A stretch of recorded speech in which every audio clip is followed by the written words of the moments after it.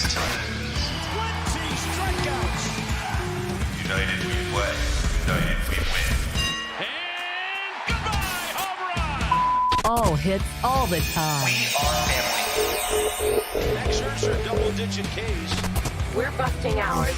Kick yours. Fun to watch. Minus 15. Respect all, fear none. Into the upper deck. Intensity is not a curfew. Oh, mercy.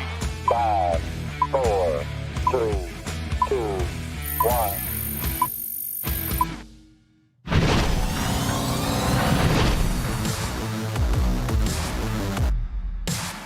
From inside the MASN newsroom, it is the MASN All Access Podcast. Paul Mancano, Brendan Mortensen here with you as always, a week from Christmas. Getting into the holiday spirit as we are on this MASN All Access Podcast.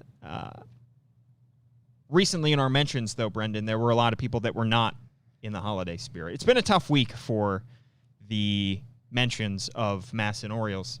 And honestly, I think it probably stems from your bad Photoshop. I think it's probably my fault. I think I personally am the reason that everybody is mad. Can you set the stage for us? MASN Orioles. I'll set the stage. Sure. So, you know me, one of the kids around the office. I am always thinking of the new trends and trying to find things that are funny. So naturally, I hopped on a trend that was like 3 weeks ago. And I thought to myself, what is something funny that I could post for the "you've heard of Elf on a Shelf" meme? Yeah. And look, if I had photoshopped John Means on some baked beans, I think that would have been a little bit too easy. I think that would have been gifted to me right there. Somebody in our comments did suggest that. Right. Yeah. And it was a quality suggestion, but I don't go for the joke that's right there. I strive to go further. So I went for Anthony Santander on a chocolate eclair. And I spent about a minute and a half on a Photoshop, if that. Yep. Honestly, though, it was pretty good considering the amount of time you put in. I put in about 2 minutes because I thought that a joke so poor, like Anthony Santander on a chocolate eclair, only warranted about 2 minutes of Photoshop. Yeah. At the very least. So I Photoshopped Santander onto a chocolate eclair, and then I put Utah Street in the background just for fun. Because you asked me, hey, why is Utah Street in the background? And I said, well, why isn't it? Yeah, this is still up on @MASN Orioles and our Facebook page. Yeah. In case you want to go and see it. And He did not delete it. no, I didn't, because personally, I think it was clever. I don't think the Photoshop was good because that was, it was the point. Yeah. It was the point. If I had spent an hour and a half trying to Photoshop a realistic Anthony Santander onto a chocolate eclair, I think that would have said much more about me as a human being. Well, I don't know how you would have done it realistically. I mean, if you made it life-size. It would have either been a giant chocolate eclair, which is what it would have been, which was what it was, but that's not very realistic. Or if you wanted it to be that realistic, it would have just been like half the size of his shoe. Yeah, he would have been wouldn't have seen stepping on it. Yeah. So anyway, what was the reaction, Brendan? On Twitter, I think the reaction was fine. You know, the worst. It wasn't good, Paul. The worst you got was, oh, this is lame, haha. You know, I'll take got lame. I wasn't shooting for like this is the funniest thing I've ever seen in my entire life. I was shooting for like this is like funny in a stupid way. Well, then you got to Facebook. Okay, first of all, I didn't post it on Facebook initially. I put it on Twitter. I suggested. And then my co-host, Paul Mancano, my saboteur, if you will, said, hey, why don't you put this on Facebook? And I went, that sounds like an incredibly non-harmful idea. Here's how the people reacted. Not well. Greg says, bit of a stretch. What else we got? Jason says stretch. One is actually good. Matthew says Severino on Al Pacino. I do like that. Steve says, I like dad jokes, but even I think this is really bad. Ooh. Jeff says weak, feeble. Sorry, Jeff. A lot of gifs of Michael Scott shaking his head. Yeah. Marcy says, I'm glad I'm not the only one who didn't get that. ... That's terrible. Sorry, Marcy. Failed, says Jonathan. Sorry, Jonathan. And then my favorite, and honestly the people's favorite. It was 42 the people's reactions. favorite. Yeah. Jack saying, whoever came up with this should be fired. And Brendan, I hate to tell you, but I brought this up to Spiro, our boss, and I showed him that comment. And your employment ends today. I'm sorry. It's been a good run for you. Look, I knew my downfall But the people was have always spoken. going to be photoshopping Anthony Santander onto a chocolate eclair. It was I going knew to be Santander on something. it was going. It was You know. going to be a Photoshop of Anthony Santander on something. I didn't know that it would be the chocolate eclair. I thought it was that going to would be do me in. a profiterole. But see, the comment itself isn't what does it for me. It's the fact that it has 46 reactions. No, what- of people saying, "Yeah, this is a fireable offense." what does it for me is that I clicked on, just out of curiosity, clicked on this guy's profile, and in his bio it says, "It's chaos out there. Be kind." And Be boy, kind. is he spreading that message by with spreading 46 kindness. other people that Calling agree for that your head. this Photoshop is a reason that Yeah. I should lose my livelihood. And I, you know, Honestly, Jack, I'm sorry, man. Like, I am sorry that I have offended you Yeah. so deeply with this Photoshop that I now need to Alex find a says, new job. I think we could do better. Robert says, wow, I'm sorry, that's Alex. terrible. Sorry, Robert. The other thing is Brad says, I know how it's pronounced. Still not funny. Sorry, You have Brad. to pronounce his name correctly. You do. In order for the joke to land. Right. Santander, chocolate eclair. Right. Yeah. Maybe that was part of the disconnect. Look, Oriole Nation, I'm Please sorry, forgive him. apparently. Yeah. Give Give him another chance. If you would like to send me more hate mail, give me a follow on Twitter at Brendan Morty. So you're using this to plug your own. I am using it to plug my own Twitter Just to because get hate if mail. I need to be the Orioles personality that is hated, I guess I will take on the villain role. Yeah. I guess I will. I guess I'll be Batman at the end of Dark Knight and just run off into the darkness. I guess that's me now. Well, let's hope there are more of those to come because Brendan. Well, now I I'm thought it was just fun. afraid. I think it shows the dichotomy between the social media groups, but we're not going to get into that too much right now. We're going to talk about the Orioles bullpen. Yeah, let's do that. Let's please. do that. Let's switch topics because there was some Orioles news yesterday. By the way, Hannah, in our comments, we are live on Facebook and Twitter and YouTube, says it's a good meme. Thank you, Hannah. Thank you, Hannah. Hannah supports me, and that's all that matters. Yeah. Let's talk about the signing, the minor league signing that happened yesterday by the Baltimore Orioles. And keep in mind, it is a minor league signing, so odds are not great that Fernando Abad is going to be on this team come the 2021 regular season, but they signed him to a minor league deal. Brendan, what would Fernando Abad bring to the Orioles?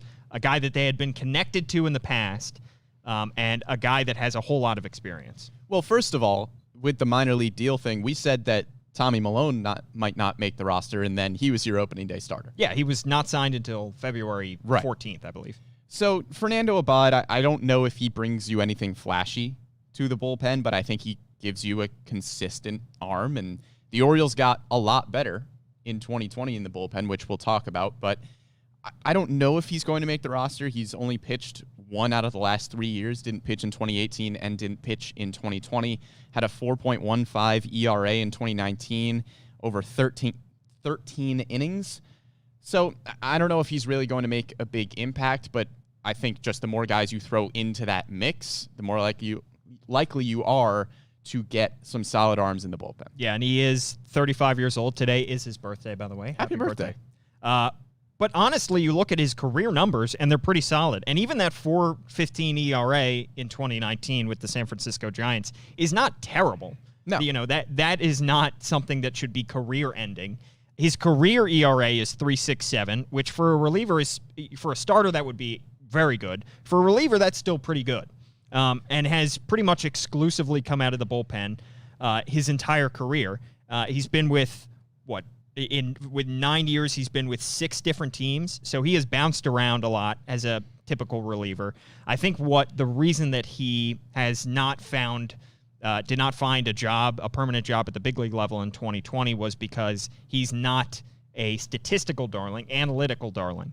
Got a pretty high whip and low strikeout numbers, which for a modern-day reliever is not typically attractive to teams. Just 7.6 Ks per nine over his career, and the whip is 1.285. For a reliever, typically you're looking for whip closer to 1, strikeouts maybe a little bit closer to 10. But still, the ERA speaks for itself, and that's pretty solid. And for a long time, I mean, he's never had an ERA. The last time he had an ERA over 4.15 was back in 2012. Every other year it has been in the threes. He had 1 year with Oakland in 2014 where it was 1.57.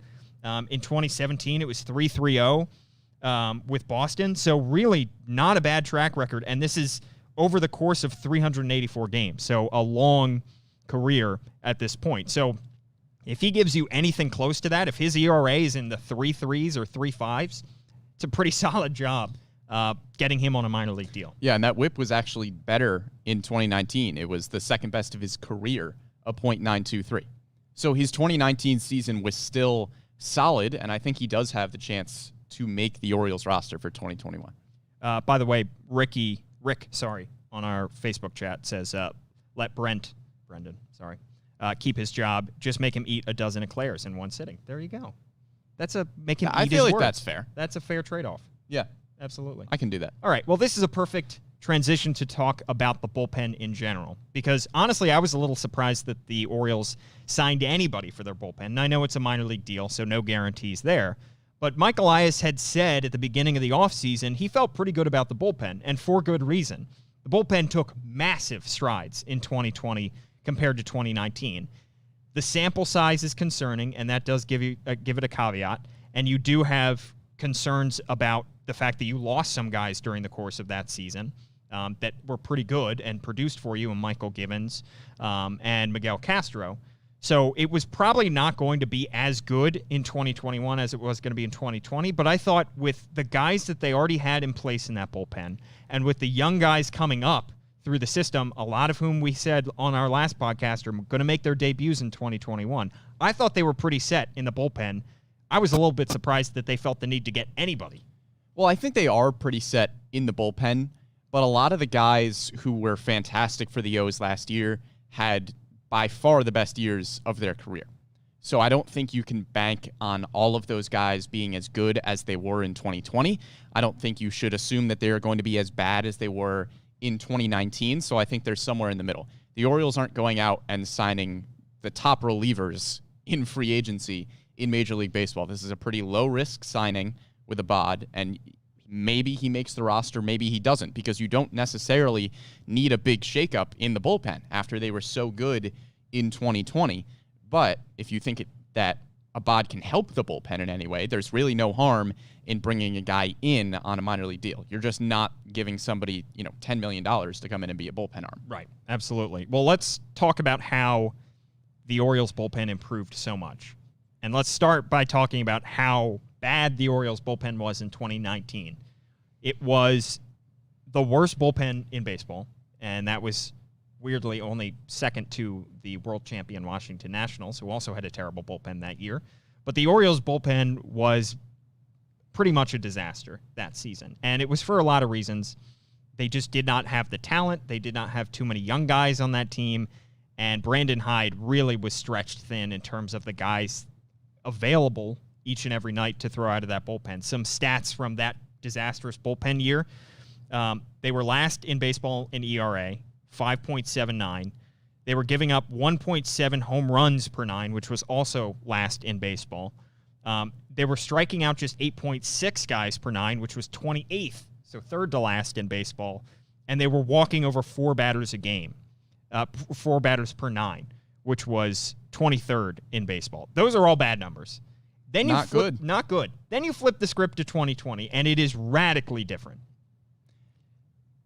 3.90 ERA. That was 9th best in baseball. The last time they had a top 10 ERA bullpen was 2016 when they were third, back when they had the Darren O'Day and Brad Brock and Zach Britton 1-2-3 punch in the back of that bullpen. They were giving up fewer than 1 home run per 9 innings, which is a huge difference to go from 1.7 to less than a home run per 9, especially considering 30 of the 60 games were being played at Oriole Park at Camden Yards. which is obviously, and Yankee Stadium. They played a lot of games at Yankee Stadium, which is also a hitter-friendly park. So they were keeping the ball in the ballpark. That was the 4th best rate in baseball. The K percentage did not get that much higher. In fact, they were striking out 8.8 per 9, which is 24th best in baseball, but they were walking a lot fewer guys. They were walking 3.9 per 9 innings, and that is 12th best in baseball. So across the board, they significantly improved the bullpen. Well, it couldn't have gotten worse, really. I want to just hammer home. It can always get worse. I want to hammer home how bad the Orioles bullpen was in 2019. Of relievers who appeared in at least 25 games, there were 10 of them. 7 had an ERA over 5. 7 of them. Of Orioles relievers that pitched at least 10 games, the lowest ERA was a 4.57 from Michael Givens. The only reliever that had a good ERA was Hunter Harvey, who appeared in 7 games through 6 innings and had a 1.42 ERA. There were 5 pitchers that pitched in at least 50 games. 3 of those had an ERA over 5, being Paul Fry, Richard Blyer, and Sean Armstrong. Michael Givens led the team with 11 saves. I think he blew more saves than he recorded that year. Yeah. I think. I'm not sure on that. Yeah. He blew a lot of saves that season. Excluding Michael Givens and Hunter Harvey, no reliever had a whip lower than 1.286, which was held by Dylan Tate. That's bad. It's really bad. It was bad. And honestly, for them to make that kind of jump, it took a lot of factors. A lot of factors. What would be your number one factor that helped them flip the script, Brendan, 2020? Well, without getting into too many specifics, pretty much everybody in the bullpen improved. Yeah. They didn't have that many new guys in the bullpen from 2019 to 2020, but all of the bullpen arms seemingly got a lot better. Tanner Scott's ERA improved from 4.78 to 1.31. Sean Armstrong's ERA improved from 5.13 to 1.80. Yeah, he had a career year. Paul Fry's ERA improved from 5.34 to 2.45. Dylan Tate's ERA improved from 6.43 to 3.24. Everybody who was bad in 2019 somehow got much better in 2020. Yeah, I mean, that's a lot of numbers there, but essentially you had at least 5 pitchers that had the best years of their careers by far. Yes. And you had the additions to the bullpen be really good. I mean, Travis Lakins was, I think you could say, one of the 3 best arms out of that bullpen. Oh, absolutely. And he was not utterly phenomenal, but he pitched the most innings of anybody in that bullpen, strictly coming out of the bullpen. He had a 2.81 ERA in 25 2/3 innings. This guy that they picked up, I believe they picked him up off waivers from Boston, who had just a few games under his belt in 2019, ended up being crucial for them in 2020. Tanner Scott, you mentioned. Only 30% of his balls, the balls that were hit in play off him, were hard hit, which was the lowest percentage in the bullpen. For a guy who throws very hard, Tanner Scott was exactly what this Orioles team had hoped he was going to be for a long time. He went from not having a ERA that it was even serviceable in a bullpen, to people saying that he could have some of the best left-handed stuff in the American League. Well, and we had seen him in a lot of games. We had heard about how good he had the potential to be, and to see him be able to flip that script in 2020 was phenomenal. And it's a credit to the coaching staff. I don't know if he's going to be, I don't think he's going to be a 1.5 ERA guy for the rest of his career, but you got a career year out of him that shows that he can pitch at a pretty high level out of that bullpen. He doesn't need to have a 1.31 ERA every single season. If Tanner Scott is hanging around even a 3 ERA, that's good. Yeah. Like that's solid, and you will take that in the Orioles bullpen. Yeah, and then you had Paul Fry, I think, who also had a career year. You mentioned in 2019 his ERA was up over 5. ERA was down by 3 in this year, 2.45 in 22 innings pitched. Paul Fry, as a lefty, 28 years old, I mean, I think that he probably is less likely to be a long-term fixture in this bullpen. I think that the guys we just mentioned, Travis Lakins and definitely Tanner Scott, have a higher chance because they're 2 years younger than Paul Fry to stick around. So I think there's probably a higher chance that he is going to be trade bait. But what a career year Paul Fry had, and just pretty much came out of nowhere from Paul Fry. Yeah, this wasn't a fantastic Orioles team in 2020, but if all of these guys don't have the career years like they have, this is a much worse team. Because the starting rotation for the O's was not fantastic in 2020. The bullpen really picked them up and kept them close in a lot of these games. Yeah.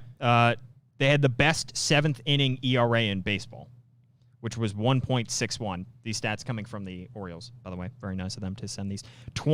This team was 20-1. They had a 20-1 record when leading after 6 innings. Yeah, that's amazing. And a 21-1 record when leading after 7 innings. That's amazing. That is crazy, especially considering Cole Sulser finished a lot of those games. Right.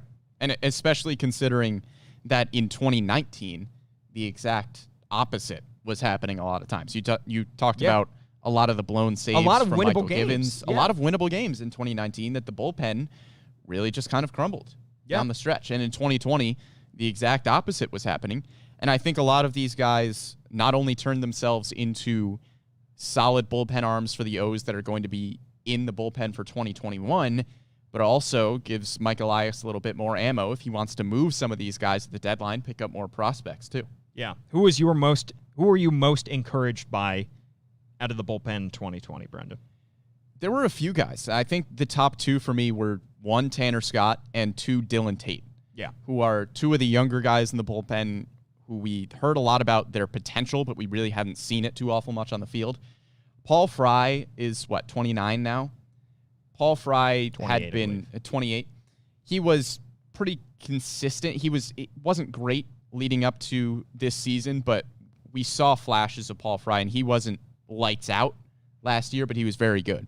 With Dylan Tate and Tanner Scott, I still think they have room to grow moving past 2021. And when you're looking at the timeline of this rebuild a little bit, I think Paul Fry could be more of a trade guy. And I think somebody like Tanner Scott or Dylan Tate, because they're younger and line up a little bit more with the rebuild, I think those two could be pieces that are in the Orioles bullpen for a while moving forward. Yeah, I think Tate was the most encouraging to me. Even though his numbers were not as good as some of the other guys, he's 26. He was the major piece in the Zach Britton deal with the Yankees. So that makes that deal look better in retrospect. And he was talked about as a starter for a long time, and he just did not have success, especially since he came to the Orioles organization. Really struggled as a starter at the lower levels. Comes up to the major leagues as a reliever, 3.24 ERA in 12 games. This may be the spot for him. And to find a home for him, and we'll see if it translates, if he's able to repeat that success in 2021. But they may have found a spot for him, and to me that is incredibly encouraging. I mean, he is a confident guy, obviously has excellent stuff, was a first-round pick, I believe a top 5 pick at one point in the draft. So he's got still a very high ceiling, and if the bullpen is the spot for him, he might find a lot of success there. And we're not mentioning, like, Cesar Valdez. Yeah, we haven't even talked about Cesar Valdez, who was awesome. 36 years old. Yeah. I don't know if Cesar Valdez is going to find that same success in 2021. I think teams might start to figure out his changeup a little bit. But Cesar Valdez was still awesome.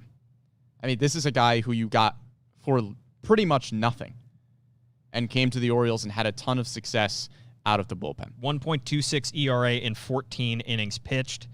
The one guy that we should talk about, because there are different ways to read the season for him, Hunter Harvey.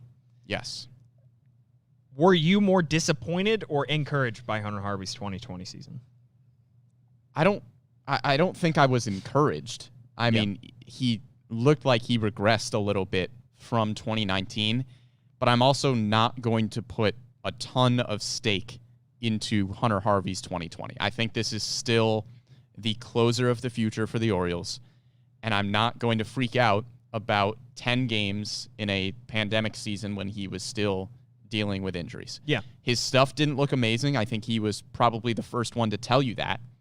But I'm not hitting the panic button on Hunter Harvey by any stretch of the imagination. I still think he has some of the best stuff in the bullpen, and I think he will probably be in line to at least have a chance to be the Orioles closer for 2021. Yeah, I think when you looked at his 2019 season, he was excellent, but you mentioned only 7 games. I mean, I think he had fewer than 7 innings pitched. I think he had like 6 2/3 innings pitched in that 2019 season. There was just not a whole lot of sample size. And if you had given him 3 or 4 more games in that 2019 season, probably would have had a higher ERA. But because he was just coming into the major leagues, they didn't have a whole lot of film on him. He was able to surprise a lot of guys and get by with his blistering fastball. And he was great in 2019. 2020, just they figured him out a little bit more. And again, small sample size. He only allowed 4 earned runs all year, and 3 of those came via home run. So he got hit by the home run, which is going to happen when you throw that hard. He throws 98, 99, sometimes 100 miles an hour with his fastball, and he's pitching at Oriole Park at Camden Yards, which is a hitter's ballpark. You're going to get hit around by the long ball, and especially for a reliever, you have 1 or 2 bad outings, screws up your whole season. It can happen with a starter, too. We saw it with Dean Kramer. Had 1 bad outing near the end of the year. His ERA goes from like 1.5 to like 4.5. So in 2020, you have 1 bad outing, and it can totally screw up your year. I don't think, that being said, I think the concerns about Hunter Harvey were founded just because you said his stuff didn't look as good. He didn't pass the eye test. Didn't seem like he was blowing hitters away as much as he was in 2019. But I'm not going to overreact to the down statistics that he had in 2020. I think the true Hunter Harvey probably lies somewhere in between his 2019 numbers and his 2020 numbers. Not just his numbers. I think it probably lies somewhere in between how he looked in 2019 versus how he looked in 2020. Because like you said, he really didn't pass the eye test in 2020. His stuff just really didn't look the same. So we're going to keep our fingers crossed once again. We were crossing our fingers before 2020 that we would get a full season of a healthy Hunter Harvey. That didn't happen. Hopefully, we will get it in 2021, and we will have a better idea of what a healthy Hunter Harvey looks like. Yeah. I think it probably looks like the Orioles closer because I don't see somebody else in the bullpen right now that would be a better option at closer than Hunter Harvey, unless you want to try Tanner Scott there. But Tanner Scott seems pretty cemented somewhere around that 6, 7, 8 innings. I think that ship has sailed on Tanner Scott. I think He's been Tanner tried Scott at that role in the past. And he has good stuff. He has great stuff. He was probably the best reliever in the Orioles bullpen last season. He just has, he's been used in that closer spot in the past, and it hasn't worked. Yeah. It just takes a different kind of person. Just because he has the stuff to pitch really well in the 7th and 8th innings doesn't mean he should be your closer in the 9th. Well, and the whole role of closer in today's game is probably a little bit overblown because it's all about high leverage innings now.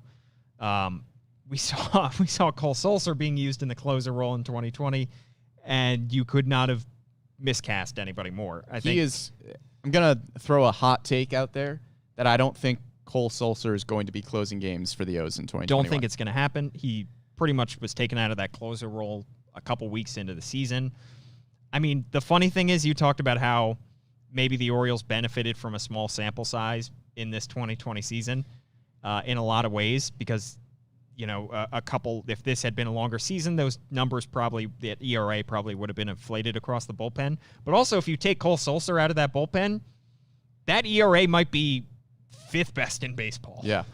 The small sample size did not help Cole Sulser in any way. No. I think probably he would have improved, hopefully, if he had been given more opportunities, but you can't continue to give him opportunities in that role if he's just not delivering there. I think for 2021, I wouldn't be surprised if Cesar Valdez starts in the closer role for the Orioles and has a little bit of a rotation thing with Hunter Harvey there. I think you probably try both of them there, and if Hunter Harvey doesn't either stay healthy or look as good or close to as good as he did in 2019, why not just keep Cesar Valdez there? Yeah, and for Fernando Abad, he has never been pretty much exclusively a closer. Has closed games at times. 2017 with the Red Sox pitched in 48 games and basically closed 15 of those. the most, but only really had one save in that game, in that season. So he is not a typical closer type pitcher. Right. So he has some games finished, Yeah. but that's usually when his team is just losing and they throw him in the exactly. So you're going to have to look at the guys you already had in place pretty much, unless they sign somebody else, which I don't think is likely to be your closer for 2021. I think it's very unlikely that they sign a bullpen arm that is going to be a bona fide closer. Yeah. Because that is usually going to command a Yeah, lot higher market value. You just don't need that for this Right. team. You need that for a competing team, a team that's going to be in the playoffs. They look at they value that much more than a team like the Orioles. So one of these guys is probably going to be, if it's Tanner Scott, if it's Cesar Valdez, that's probably going to be a miscast. If you had to guess right now who would lead the Orioles in saves or games finished in 2021? That's tough. I might go Tanner Scott just because I can't look at this bullpen and see anybody else who fits that. Maybe Hunter Harvey. I think a healthy Hunter Harvey does. Yeah, but the problem is he going to be healthy? Right. Yeah. If Hunter Harvey isn't healthy, that question Yeah. gets opened up a lot more because I think that could be, like you said, a two-man race between Cesar Valdez and Tanner Scott. Yeah. I don't think they want to use Tanner Scott in that role. No, I don't think they do. But either. maybe you have to if there's not a healthy Hunter Harvey. Right. Yeah, I mean, I don't think, obviously, Dylan Tate is not a closer. Travis Lakins doesn't have the stuff to be a closer. I don't think Sean Armstrong is. No, I don't think he's a closer. And I don't know if Sean Armstrong, who's 30, Paul Fry, who's 28, I don't know how long they'll be on this team. They may not even make it to spring training because they may be dangled as trade pieces before then. Well, here's a follow-up for you then. Okay. Are there any quote-unquote new additions that are already on the Orioles roster but just haven't been called up yet, we haven't seen yet, that could fill an important role in the Orioles bullpen, whether it's one of their Rule 5 draft selections, whether it's Isaac MASN, who was just added to the 40-man roster? Yeah. Do you see any of them playing a crucial role in the bullpen for 2021? I think there are a number of prospects at this point that we could see in 2021. And I think that there's a chance that this Orioles bullpen improves somewhat, which it would be kind of crazy for them to go from a number 9 in ERA in the bullpen to higher than that. But I think that there's a chance. It's a small chance, but I think that the only way they hit on that chance is if we see some of these prospects come up and have immediate success. I think of Isaac MASN as probably the top guy to come in and do that. He has been a reliever throughout his career, has had incredible numbers at the lower levels, has had AAA experience, was added to the 40-man roster last year. So he is ready to make his major league debut. Kind of surprised he didn't make his major league debut in 2020. But I think there's a chance he comes up and hits the ground running. I'm not going to put that pressure on him, but I think that he could be a long-term fixture in this bullpen. And if he has a sub-4 ERA, he could pitch a lot of innings out of that bullpen and give you a whole lot. Well, quite honestly, I would be surprised if the ERA improves from 2020 to 2021. But I think I can say with at least some certainty that the talent level in the bullpen will improve. I don't know if the ERA will improve because, like we have said, a lot of those guys had career years in 2020. I don't know if we're going to see another 1.31 ERA from Tanner Scott. I don't know if we're going to see another 1.80 ERA from Sean Armstrong. But I do think a lot of the additions to the Orioles bullpen will be more talented than the guys that were filling in last year. I look at a long reliever role, like somebody that, like Thomas Eshelman, was a long reliever for the O's at a lot of points last year with a 3.89 ERA. I think there's a pretty good chance that with some of the starters getting called up, like a Zach Lowther, like a Michael Baumann, that we see Keegan Aiken possibly bump into the bullpen for the O's next year. And I think he's probably an upgrade over Thomas Eshelman. I think somebody like Isaac MASN is certainly an upgrade over like a Cole Sulser. So I think the talent will get better in 2021. I don't necessarily know if the ERA will. Right. Yeah, I think that is the benefit of having these guys come up through the system this year, is we're going to see so many guys pushed out of the bullpen, or pushed out of the rotation, rather, into the bullpen, because there's just not going to be room for them. I could see, if they do hold on to Jorge Lopez, I think Jorge Lopez probably gets pushed out of a spot in the rotation into the bullpen. Keegan Aiken, I agree. I think that he probably, and this is, he was very good in 2020, making his debut. If he can repeat that success, that'd be great, and you definitely keep him in the starting rotation at this point. But I think odds are, long-term, he's probably better out of the bullpen, in which case that spot is probably going to be taken by Zach Lowther, by Michael Baumann, maybe by Alexander Wells.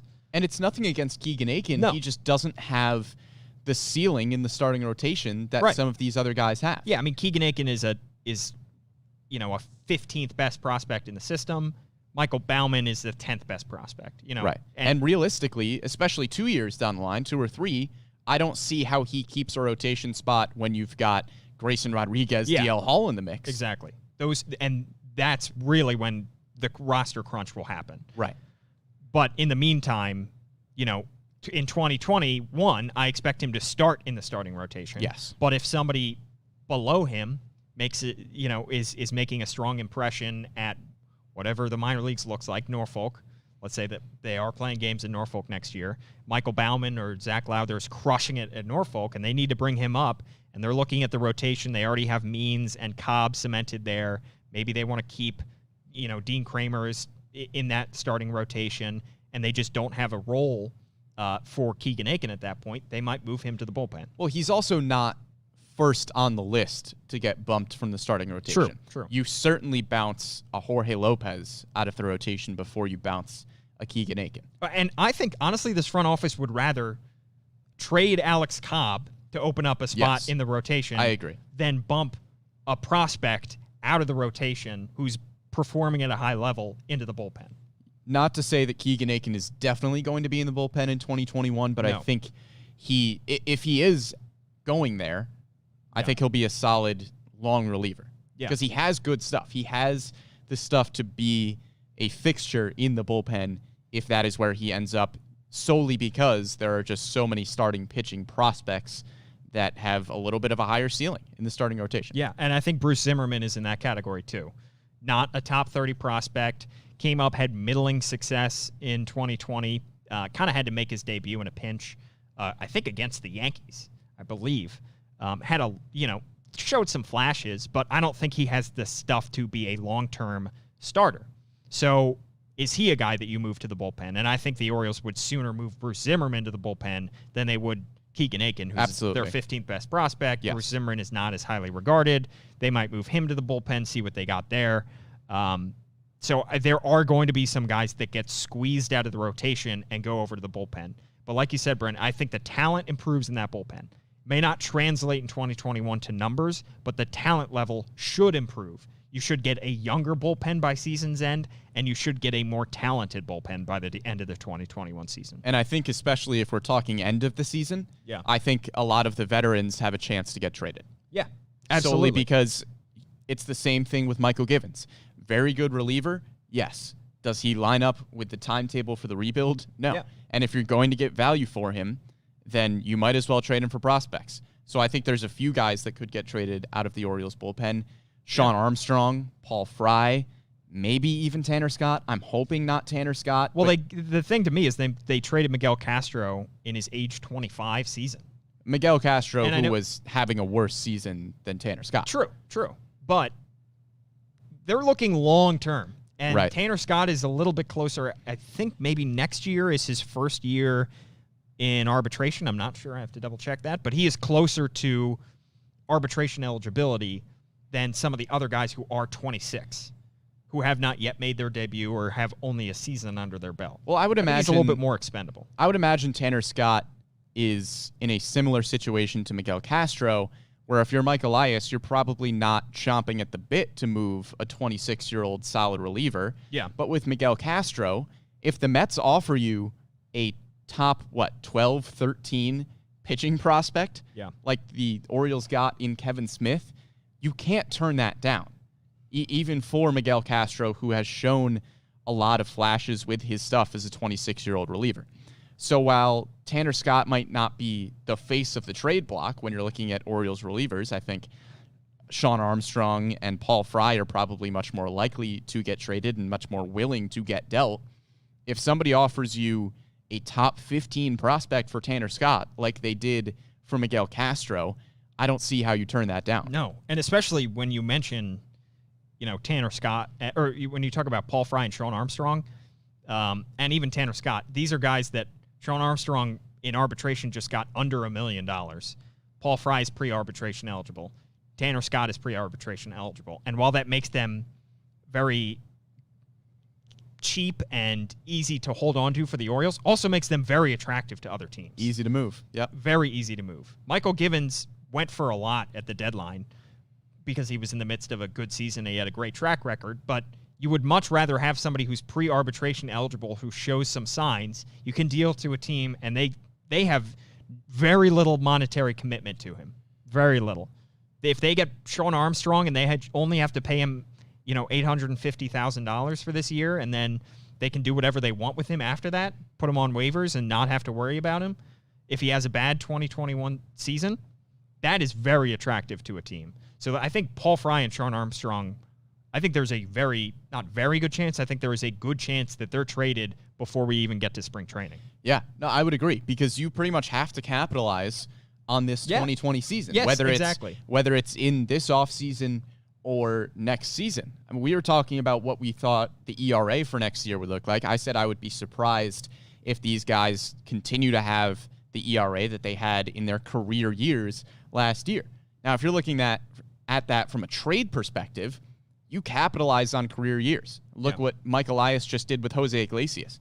Jose Iglesias isn't going to hit close to that average. He's not going to have close to that slugging percentage. So you take advantage of his trade value when he's coming off his best season. And if you have these older relievers that are coming off their best seasons, move them. And it will make your bullpen worse in 2021. It will. We saw what happened with when you took Michael Givens out of that bullpen and even Miguel Castro out of that bullpen. Castro wasn't having a great year, but the bullpen was undoubtedly worse. And even Richard Blyer, the bullpen was worse without those three guys. But the thing is, a good bullpen and a bad bullpen wasn't the difference of them making the playoffs and not. A good bullpen and a bad bullpen is not going to be the difference in the 2021 Orioles making the playoffs and not. They have to look towards the future. And in a year's time, Sean Armstrong is going to be 31. Paul Fry is going to be 29. They just do not line up with the timeline as much. And you have to keep the longest view in the room. You have to. And no matter what they give you in 2021, you have to be looking at what are they going to give me in 2022, 23, 24, when we are trying to make the playoffs. Not only that, but is having them out of the bullpen 2 or 3 years from now, giving me an opportunity to put some of the prospects who didn't necessarily pan out in the starting rotation in the bullpen because they didn't quite develop a third or fourth pitch. Let's put them in the bullpen where their 2-pitch mix can be deadly in a 7th or 8th inning. Yeah, and you have to have room for those guys. We won't. You mentioned Keegan Aiken. We talked about Isaac Mattson. Those two guys who could potentially be in the bullpen by season's end. There's not going to be a whole lot in 2021 that I think will get pushed to the bullpen. Maybe Bruce Zimmerman, maybe 3 guys. But then long term, maybe Kevin Smith is a bullpen guy long term. Maybe Alexander Wells is a bullpen guy long term. There's just so many starting Maybe Zach pitching Lauder prospects. is a bullpen guy long term. There are so many pitching prospects in this system that there are just not going to be enough spots in the starting rotation. That's a great thing to hear, and the Orioles haven't had that problem in a long, long time. But I'm telling you, in 2022 or 3, there are not going to be enough spots. They're going to have to go to a 7-man rotation if they want to give all these guys this, because there are not going to be enough starting spots down the road for these guys. So they are going to have to move those guys to the bullpen eventually. And the last thing you want to do in a rebuild is put a cap on a guy because you want to have a veteran hold a place for longer than they should. You don't want to block somebody's path to the bigs when you have an opportunity when you're not winning games to give them innings. And from the outside looking in right now, if you want to talk about how the rebuild is doing, we are talking about on this podcast currently the fact that there are so many good starting pitching prospects that some of them will have to be bounced to the bullpen, which means you have to trade bullpen arms to get more prospects. Yeah. these are amazing problems to have for a team that a few years ago did not have a good farm system. Yeah. We've talked about an overcrowded outfield on past podcasts. Now we're talking about a starting pitching prospect farm that is so overcrowded that some of them have to be moved to the bullpen because there are too many good pitching prospects. And I know it can be hard to see at times. I know it can be hard, especially after 2021, where you didn't have the minor leagues and you couldn't go to games. You couldn't go to Delmarva and go see a pitching prospect. You couldn't go to Frederick and go see DL Hall or Grayson Rodriguez or Bowie and go see, Kevin Smith after he comes over in the trade. It's hard. But those guys are there. That doesn't take away the fact that these guys are still in the system. They're still improving. We may not be able to see them on a daily basis. We may not be able to get video of these guys. That's just the nature of what we're living in right now. But these guys are still in the system, and they are there, and a lot of these guys are going to be good. Not all of them are going to hit, but a lot of these guys are going to be good, and they are going to be the future of the franchise. And it is just going to take a little bit of time. Patience. And when you're looking at the Orioles bullpen for 2021, if guys like Sean Armstrong and Paul Fry are continuing to overperform and have ERAs under 2, be happy that they are helping to hopefully win the Orioles games. Yep. And also be happy that they are going to get traded for even better prospects. Yeah, exactly. Because that is where the rebuild is going. And we can't look at 2021 and say the Orioles have a veteran bullpen that is going to help them make a playoff push, because that's just not incredibly realistic at this point. But what we can say is that if the Orioles have veteran arms in the bullpen that are helping them win some games and stay competitive, they are going to be better trade pieces. And this Orioles system, as much as we talk about how much it has improved, and it absolutely has, and it's one of the best in baseball, and it's a top 10 unit, Mike Elias wants to make this probably the best farm system in baseball, or the second or third best. And they're not there yet. They're the 8th best by MLB Pipeline. They're right on the fringe of the top 10 by a lot of metrics. He wants for them to be the best, because you're not going to win a championship in this kind of market if you don't have a top farm system. And the point of the rebuild is to get a top farm system. Right. So to deal those guys makes the farm system that much better and can propel them up into the upper echelon, because you have to have your full arsenal of weapons before you go into this AL East trying to win. You have to have the best possible farm system before you try to win. You can't, do this half leap. You have to go in all the way in terms of this rebuild, and that's what they're doing. So it is painful at times. It maximizes pain, but it's to maximize the results and the wins eventually. It's coming together. It is. It's right there. Every podcast now, I feel like I end by just going in on Well, it. because any position group that we're talking about on these podcasts, we would be incredibly remiss if we didn't mention the fact that, there are a bunch of guys in the farm system who are going to be up pretty soon that need to be talked about in this equation. And also, it's tough because we're talking about these guys, and we're talking about the guys that had career years, while also knowing that there's a chance that they're not on this team next year. Right. We did that with Jose Iglesias. In the same breath that we talked about what a great 2020 season was, talked about why that made him more attractive as a trade piece. So that's just the nature of where this team is right now. And it's difficult because you have to be able to appreciate when guys are having great seasons and appreciate these guys while you have them, while also understanding that the long-term goal is that they have turned themselves into attractive trade pieces for other teams. But that's the trade-off you go through a rebuild. And the thing is, you're watching other guys like Ryan Mountcastle that is, almost certainly he is going to be a part of this team when they are winning again. So you have both sides of the coin. You have the veterans that you're hoping are going to improve their trade value, and you have the young guys that you hope show you enough that they can stick around long term. And you're also finding diamonds in the rough that are really fun, like Cesar Valdez. That's a really fun story for 2020, and hopefully he continues to have success in 2021. Yeah. Is he a part of the rebuild? No. Is he a really fun part of the team that's helping you win games? Yeah. Yeah. Is Cesar Valdez going to be 39 years old and closing games in the playoffs for this Orioles team? I'd argue yes. Probably not. Probably not. Probably not. Probably not. That's just the nature of things. It's just where they are as a team right now. But it's fun. It is fun. Embrace it. Yeah. We got to come up with a hashtag that's like trust the process, but doesn't totally steal the Sixers vibe there. Embrace the journey. Sure. That was inspirational. You're welcome. Yeah. I think the logo for whatever hashtag that we come up with should be Anthony Santander on a chocolate eclair. And that's full circle, That's full baby. circle. That's full circle. Good job there, Brendan. Thank Thanks you. to Bobby Blanco for running this podcast today. Thanks to Hannah Broder, of course, as always, behind the scenes. Thanks to you for commenting. Please send all hate mail regarding the Anthony Santander and a chocolate eclair to @BrendanMorty. Please send all of your fan mail to @PaulMancano on Twitter. Of course, be sure to like, subscribe, review, all that good stuff on Spotify, SoundCloud, Apple Podcasts. If you're not watching the podcast, you can do so live on Facebook. You can do so live on Twitter and YouTube and comment along, and we will do our best to read your comments as we go along as well. Thanks, as always, for tuning in. We appreciate it. We will be back next week one more time before Christmas, probably from our homes, but we will make it work because we live together. So yes, that's a good thing. And we live for Orioles baseball. And that's part of the reason we don't have to stay 6 feet apart when we're doing these podcasts and such, because yeah, we ride together every day. We do. All right, that just about does it for our podcast today, and we'll see you later.